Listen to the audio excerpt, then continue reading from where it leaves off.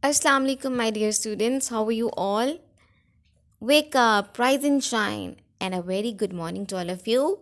Welcome to the online class. I hope you all will be doing fabulous. You all will be taking good care of yourselves and your studies as well. Dear students, today we have to start our next chapter, that is lesson number 11 from our book Understand and Communicate, book 2.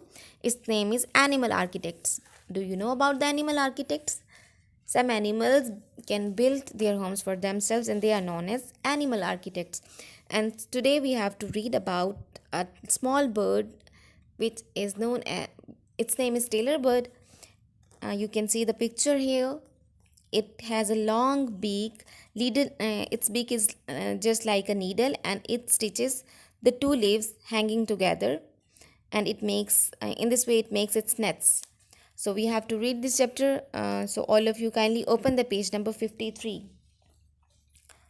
This lesson is taken from Encounters with Animals by Gerald Dorrell. So let's start reading. Some times ago, I received a small parcel from a friend of mine in India.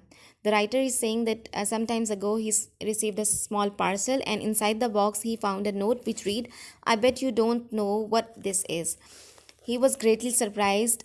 He lifted off the top layer of the wrapping paper, and underneath he found there was two large leaves which had been rather inexpertly sewn together. So he's saying that my friend would have lost his bet as soon as I saw the large and rather amateur stitches. I knew what it was, the nest of a tailor bird. A thing I had always wanted to see. The two leaves were about 6 inches and 15 centimeter long, shaped rather like laurel leaves, and only the edges had been sewn together so that it formed a sort of pointed bag. Inside the bag was a neat nest of grass and moss, and inside that were two small eggs. The tailor bird is quite small, but with a rather long beak. This is its needle. Having found the two leaves it likes hanging close together, it then proceeds to sew them together using fine cotton as thread. The curious thing about it is not so much that the tailor bird stitches the leaves together as that nobody seems to know where he finds the cotton material with which to do the sewing. Some experts insist that he weaves it himself, others that he has some source of supply that has never been discovered.